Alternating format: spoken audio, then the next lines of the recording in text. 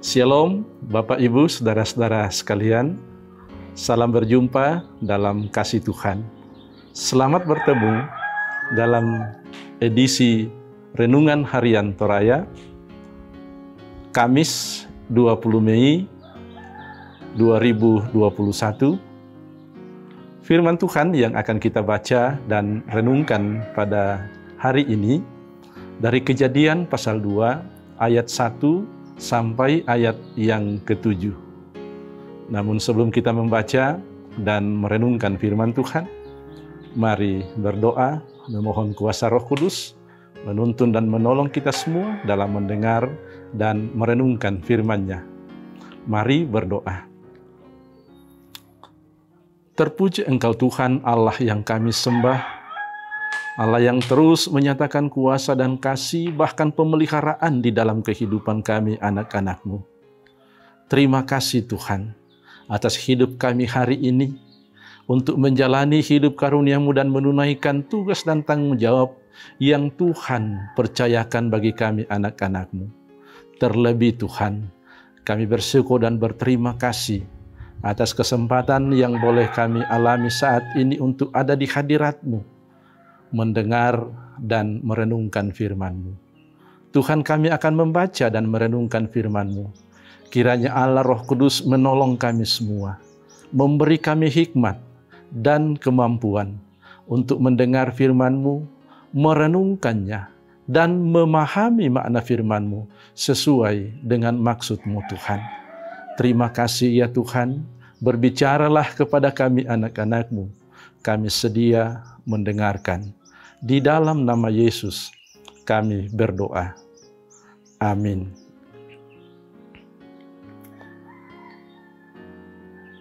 Kejadian pasal 2 ayat 1 sampai ayat yang ke-7. Firman Tuhan, demikianlah diselesaikan langit dan bumi dan segala isinya.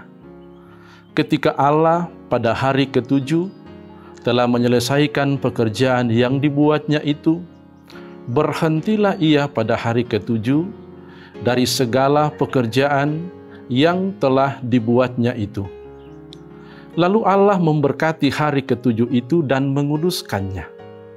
Karena pada hari itulah ia berhenti dari segala pekerjaan penciptaan yang telah dibuatnya itu. Demikianlah riwayat langit dan bumi pada waktu diciptakan. Ketika Tuhan Allah menjadikan bumi dan langit, belum ada semak apapun di bumi, belum timbul tumbuh-tumbuhan apapun di padang, sebab Tuhan Allah belum menurunkan hujan ke bumi, dan belum ada orang untuk mengusahakan tanah itu. Tetapi ada kabut naik ke atas dari bumi dan membasahi seluruh permukaan bumi itu. Ketika itulah Tuhan Allah membentuk manusia itu dari debu tanah dan menghembuskan napas hidup ke dalam hidungnya. Demikianlah manusia itu menjadi makhluk yang hidup. Amin. Bapak, Ibu, saudara-saudara yang kekasih, kita akan merenungkan firman yang telah kita baca, dengarkan bersama-sama dalam satu pokok perenungan, nafas hidup dari Tuhan. Pena mepatuo, ludiomai puang matua. Saudara-saudara, kita seringkali mendengar ungkapan doa adalah nafas hidup orang percaya. Ungkapan yang hendak menggambarkan hubungan yang sangat penting dengan Tuhan. Nafas hidup menjadi penggambaran untuk mengingatkan manusia akan kebergantungannya kepada Tuhan. Itu sebabnya orang sering juga mengatakan bahwa orang yang tidak berdoa dan beribadah kepada Tuhan berarti orang yang tidak bernafas. Manusia diciptakan menurut gambar dan rupa Allah. diciptakan dengan amat baik oleh Allah. Tuhan sendiri yang membentuk dari debu tanah dan menghembuskan napas hidup kepada manusia itu, sehingga manusia itu hidup. Hal itu memberikan gambaran bahwa manusia seutuhnya adalah milik Allah dan diberikan nafas oleh Allah untuk hidup dan memuliakan Allah dalam kehidupannya. Tuhan sendiri beristirahat pada hari yang ketujuh, memberkati ciptaannya dan memerintahkan manusia menguduskannya. Manusia yang diberi nafas hidup harus terus memuliakan Tuhan dalam kehidupannya, bukan justru sibuk dengan kehidupan dan kesenangan sendiri, melainkan mengingat Tuhan yang memberi kehidupan melalui nafas kehidupan itu.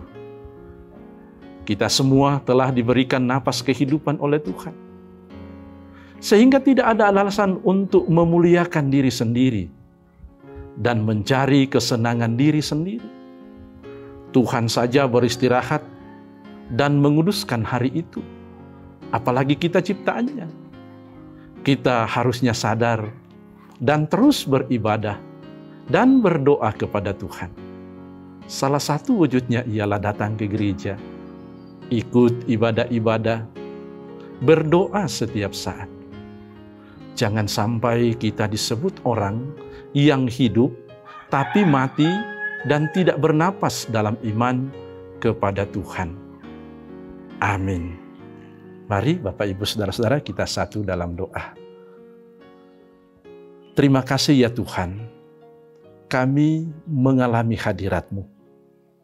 Kami merasakan lawatan-Mu Tuhan yang telah melawat kami melalui firman-Mu yang telah kami dengar dan renungkan bersama-sama. Ya Allah Roh Kudus, mampukan kami untuk memahami makna kebenaran firman-Mu dan mengaminkan firman-Mu ini dalam setiap langkah hidup karunia-Mu. Terima kasih Tuhan, berikan kami hikmat agar kami terus menghargai, memaknai akan karunia hidup yang Tuhan terus anugerahkan kepada kami. Bahwa kami boleh ada, kami boleh hidup semua karena kemurahan Tuhan. Itu berarti hidup kami hanyalah milik-Mu semata. Karena itu mampukan kami ya Allah Roh Kudus untuk menggunakan segenap hidup kami, memuliakan Engkau ya Allah yang penuh kuasa. Terima kasih Tuhan. Dengarkan doa dan syukur kami. Di dalam nama Yesus kami berdoa. Amin. Salam Bapak Ibu Saudara-saudara, Tuhan Yesus memberkati.